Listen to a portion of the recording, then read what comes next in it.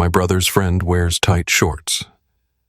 When he plays video games at our house, and I can't stop watching, it was supposed to be a regular Saturday, just like every other weekend when my brother invited his best friend over to play video games in our living room. But this time, something felt different. Or maybe it had always been there, and I just couldn't ignore it anymore. He walked in wearing those shorts. Tight. Way too tight. And as he flopped onto the couch, controller in hand, legs spread like he owned the room, I realized I couldn't look away. My brother didn't notice anything, but I did. The way his friend shifted, the way the fabric stretched over his thighs, the way I suddenly forgot how to breathe when he laughed and leaned back like that. It was just a game to them, but for me it was the beginning of something I couldn't control. Before we dive in, make sure to subscribe to the channel, like this video, and turn on notifications. This isn't just a story about attraction, it's about the moment everything changes, and how one weekend can make you see someone in a way you never have before. Ko had been a regular in our house for as long as I could remember.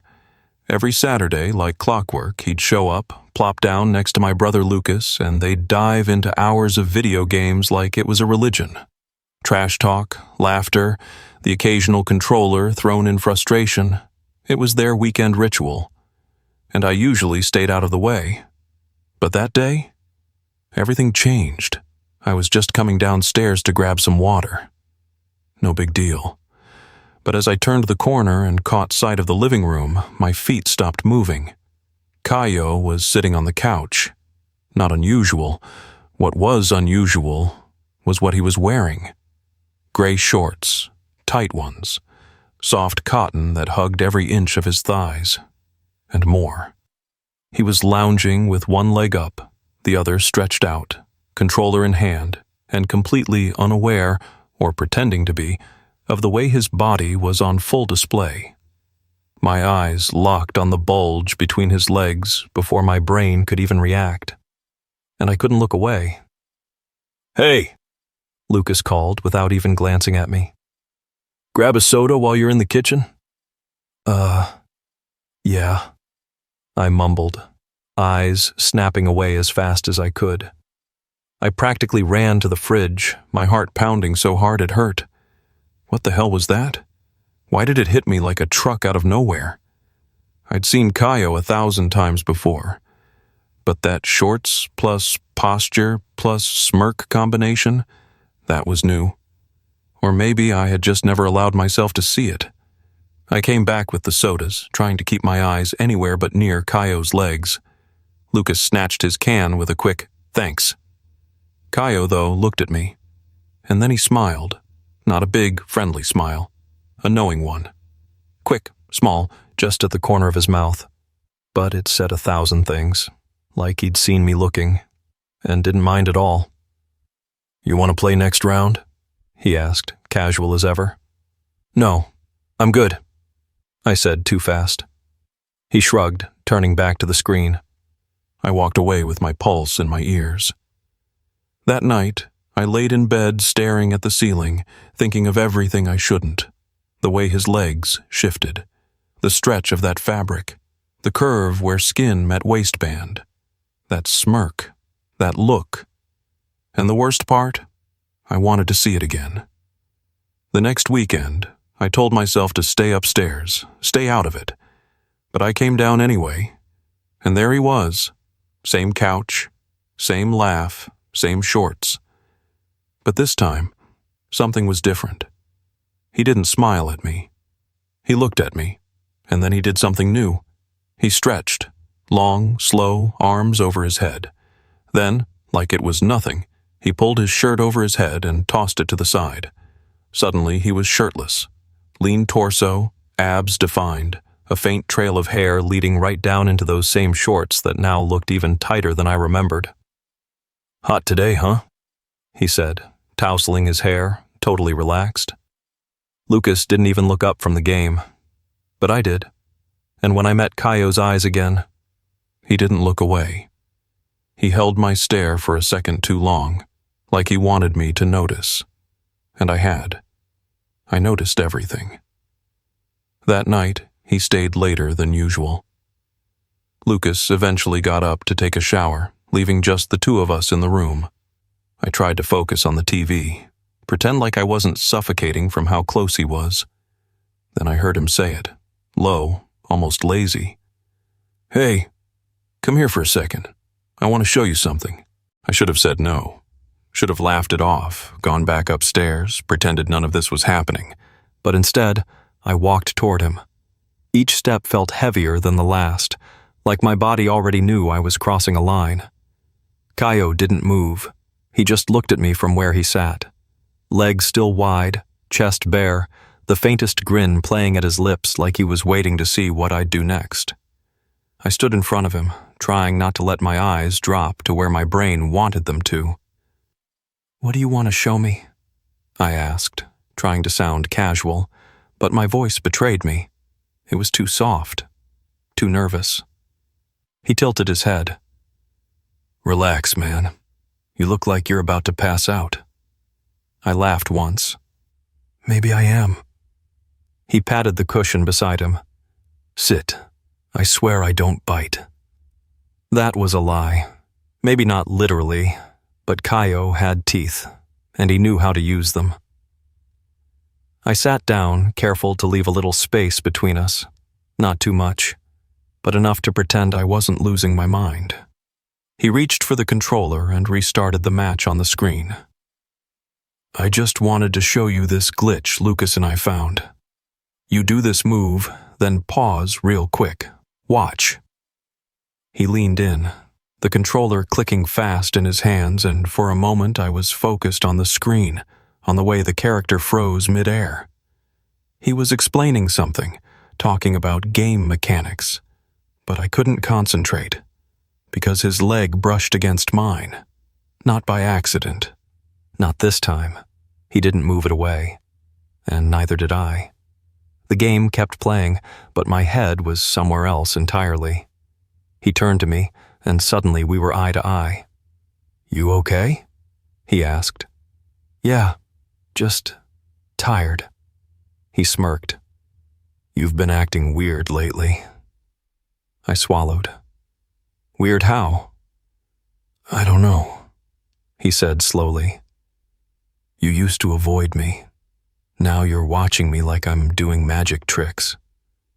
I felt my face heat up. "I'm not watching." "You are," he said.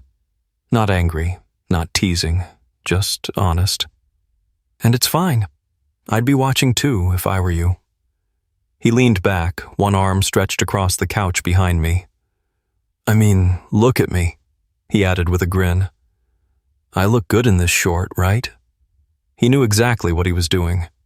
I rolled my eyes, but I couldn't help the smile tugging at the corner of my mouth. "You're impossible." He laughed. "And yet, you're still here." There was a pause, a long one. Then he asked, quieter this time, "Why are you still here?" I looked at him, and then I looked down at where our legs were touching, and I didn't have an answer, not one I could say out loud. But he seemed to understand anyway. He reached over, slowly, and pulled the hair tie off his wrist, offering it to me. I looked at it, confused. "Your hair's falling in your face," he said. "It's kind of hot, but also kind of a mess." I took the tie, my fingers brushing his, and pulled my hair back with trembling hands. He watched me the whole time. Then, just as I was about to say something, anything, Lucas's voice rang out from upstairs. "Yo! Kaio, you still here?" We both froze. Kaio gave me a small, unreadable look. Then he stood up fast, grabbed his shirt, and tossed it over his shoulder. "Yeah, man. Just finishing the game." He looked at me one last time, eyes lingering. "Later," he said, heading toward the hallway like nothing had happened. And just like that, he was gone. I read the message at least 5 times. "I left something in your room last night. Mind if I come get it?" "Alone? My room?" He hadn't even gone near my room. At least, not that I noticed. I stared at the screen, heartbeat racing like I'd run up a hill. I could have asked what he meant. I could have said, "Come by later," or "My brother's home." But I didn't. I just texted back, "Me. I'm home now. Door's open." 10 minutes passed, maybe less. I heard the knock on the front door and knew it wasn't Lucas. He would have just walked in, yelling like he always did. I opened the door, and there he was. Kaio, standing there with a hoodie, joggers, and that same smirk he always wore when he was about to stir something up. "Hey," he said like it was nothing. "Hey. I think I left my phone charger. Last time I was over, I might have dropped it upstairs." I raised an eyebrow. "You didn't go upstairs." He shrugged. "Maybe I did. Memory's fuzzy." I stepped aside, heart pounding. "Come on in." He walked past me, his scent trailing behind, clean, subtle, and instantly familiar. We climbed the stairs in silence.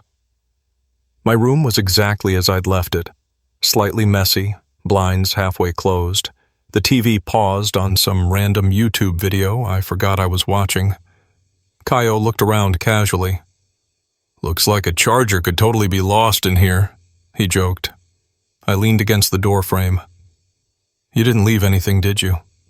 He turned around slowly, lips twitching. "Nope." "So why are you really here?" He stepped closer, just one slow step. "I think you know." I swallowed. My room felt smaller, hotter. "You keep looking at me like I'm doing something wrong," he said. "I'm not. But you never stop looking." I didn't deny it. He moved closer again. "You want me to stop?" I shook my head. He smiled. Not teasing, not cocky, just honest. And then he reached out, fingers brushing the front of my shirt, just lightly. I didn't breathe. "You've been thinking about me," he said. It wasn't a question. I nodded. "A lot." He looked down at my mouth for a second too long, then back into my eyes. "You gonna let me kiss you?" His voice was low, controlled, but I could feel the tension vibrating between us, thick enough to choke on. I didn't answer. I didn't have to. I leaned in. But just before our lips touched, just before I gave in completely, we heard it. A car door slamming. Both of us froze. I rushed to the window, heart in my throat. Lucas. He was home. I turned to Kaio. He was already backing toward the hallway, face unreadable. "Guess I really do have to find that charger now," he whispered. I watched him disappear down the hall like nothing had happened. A second later, I heard him talking to my brother downstairs, casually asking about a game they hadn't finished yet. I closed my door and leaned against it, breath shallow. He hadn't kissed me. Not yet. But he'd wanted to. And that was worse. Because now I couldn't stop imagining what would have happened if we had one more minute alone. Lucas was the one who got invited. Of course. Andre was in his class, older, already in college, and apparently throwing a chill party at his parents' house while they were away. Lucas begged me to come with him, mostly because he wanted me to drive so he could drink without worrying. I said yes, pretending to complain. But the truth? I knew Kaio would be there. And I couldn't stop thinking about what he wrote on that note. Next time, don't hesitate. When we arrived, the place was packed. Music was loud, lights low, people laughing and stumbling between the kitchen and the backyard. I stuck close to the wall at first, scanning the room. Then I saw him. Kaio, leaning against the kitchen counter, red plastic cup in hand, talking to a girl. He smiled at her. That same soft grin he used with everyone. but when his eyes found me across the room, his expression shifted for just a second. Recognition. Then something deeper. He excused himself and walked toward me like he had all the time in the world. "Didn't think you'd come," he said. "Neither did I." He looked around. Lucas already disappeared somewhere with a beer and a slice of pizza. Classic. We stood there, half facing each other, half pretending we weren't aware of the space between us tightening with every second. "You got my note," he said, sipping from his cup. "I did." "And? And what?" His voice dropped. "Are you still hesitating?" I should have said yes, or something clever, but instead I asked, "What if we get caught?"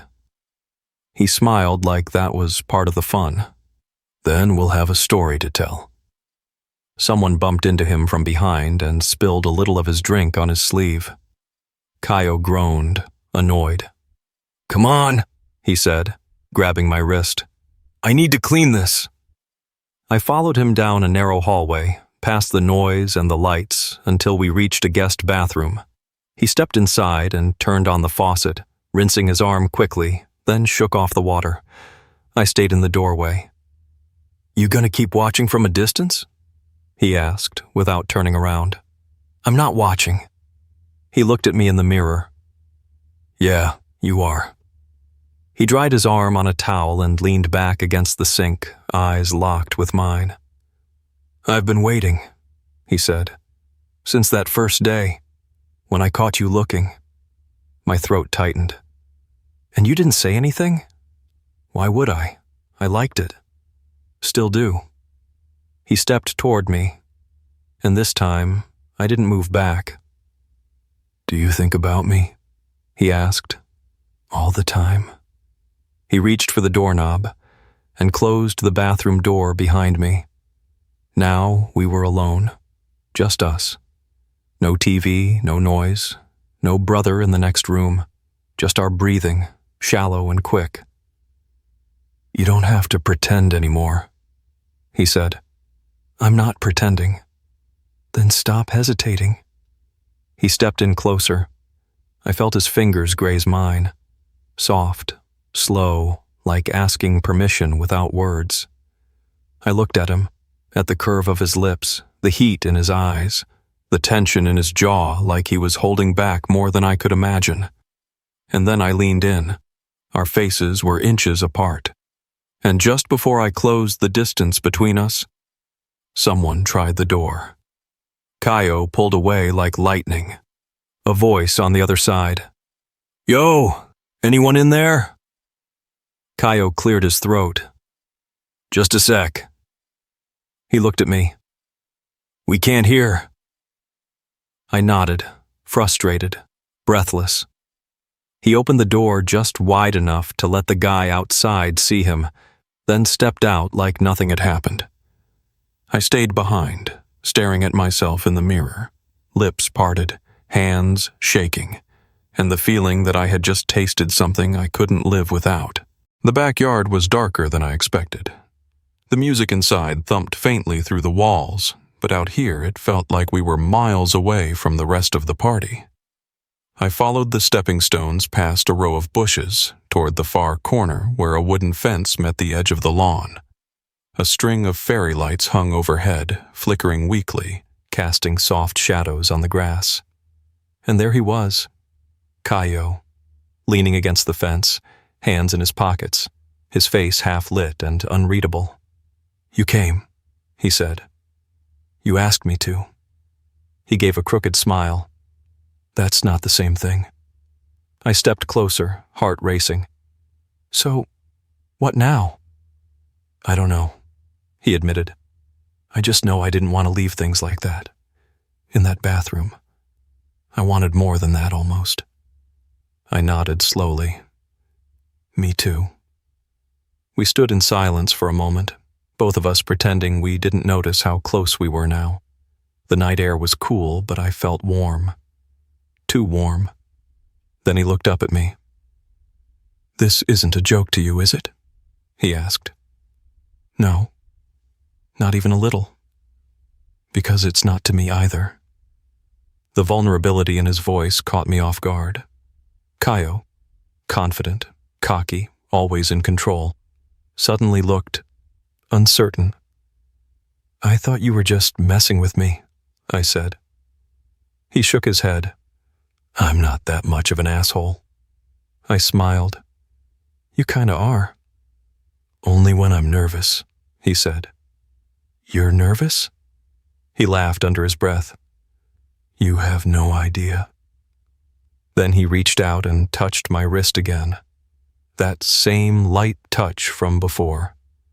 But this time, I didn't hesitate. I moved closer. Our faces were inches apart again, but there was no door this time, no interruption, no excuse to pull away. "Can I?" he asked softly. I didn't answer. I just kissed him. It was slow at first, careful, like we both knew we were crossing a line we couldn't uncross. His lips were soft, warm, and when he pressed back into me, I felt it. All the tension, the waiting, the hunger we'd both been pretending not to feel. His hands found my waist. Mine slid into his hair. The kiss deepened, and suddenly the world fell away. It was just us. The night, the taste of his mouth, the way he breathed my name between kisses like it was something fragile. When we finally pulled apart, we were both out of breath. His forehead rested against mine. "I've wanted to do that since the first time I caught you staring," he said. "And I've been staring since the first time you wore those damn shorts," I replied. He laughed, really laughed this time, and I felt it echo in my chest. "I knew it," he said. We stood there, still touching, still close. Everything felt light and heavy at the same time. "I don't want this to be just a moment," I said quietly. He looked at me, serious again. "Neither do I." Then his phone buzzed. He pulled it out, glanced at the screen, and the smile vanished from his face. "What is it?" I asked. He hesitated. "It's Lucas." My stomach dropped. "Did he see us?" "No," Kaio said. "But he's asking where I went. Said he needs a ride." I stepped back slightly, nerves creeping in. "Do you think he knows?" Kaio shook his head. "No, but we should cool it, at least until I talk to him." My throat tightened. "You're gonna tell him?" He looked at me for a long second. "I don't want to hide it, but I don't want to mess things up either, especially with you." I didn't know what to say. I just nodded. He leaned in and kissed me one more time, softer this time, slower, like a promise. "Whatever happens next," he said, "I don't regret this." And then he was gone, slipping through the garden, back toward the house, toward my brother. Leaving me in the shadows, heart pounding, lips still tingling, still, Lucas asked me to meet him outside, near the car. He wasn't smiling. Actually, he looked more serious than I'd ever seen him. The guy who always had a joke ready, now had his arms crossed, eyes on the ground like he was bracing for something. "Hey," I said, trying to sound normal. "Hey," he replied, still not looking up. The silence that followed was tense, uncomfortable. Then he asked, "You and Kaio, is there something going on?" My heart stopped. The question wasn't angry. It wasn't loud. It was calm, but sharp. And underneath his voice was something else.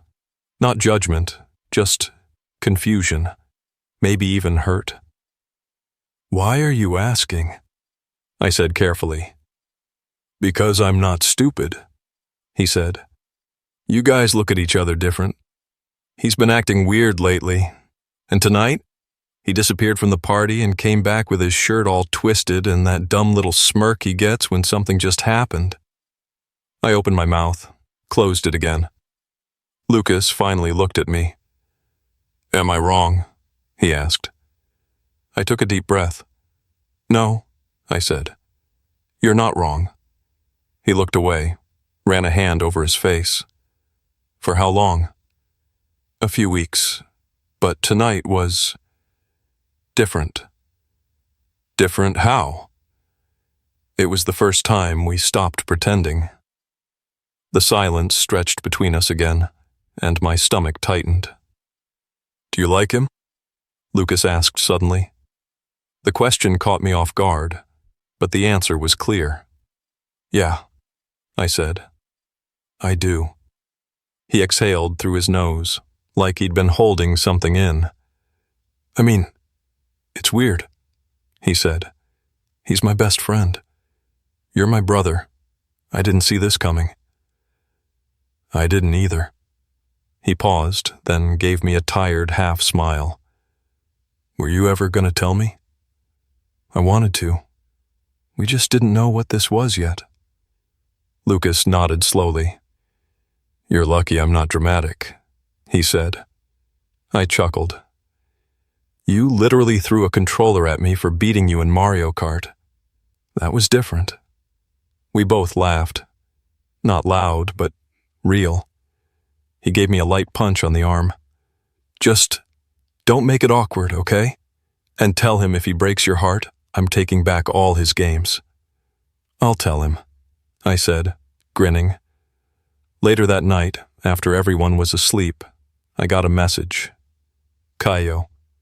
"You up?" "Me." "Yeah." "Caio, come outside. I'm here." I slipped out the front door, and there he was, leaning against his car, hoodie on, hair still messy from earlier. "You okay?" I asked. He nodded. "Lucas knows." "I know. He asked me." "What did you tell him?" "The truth." Caio looked at me carefully. "And?" "He's not mad. He was surprised, but he's okay." Caio let out a breath of relief. "I've been sweating about that all night." "You? Nervous?" I teased. He smiled, stepping closer. "Only about you." The world felt quieter out there. The wind barely moved. The street lights gave everything a soft, golden glow. Caio brushed a hand against mine. I laced my fingers through his. "Can I kiss you properly this time?" he asked. "You already did," I said. "Yeah, but now I want to do it with no one watching. No guilt. Just us." So I leaned in.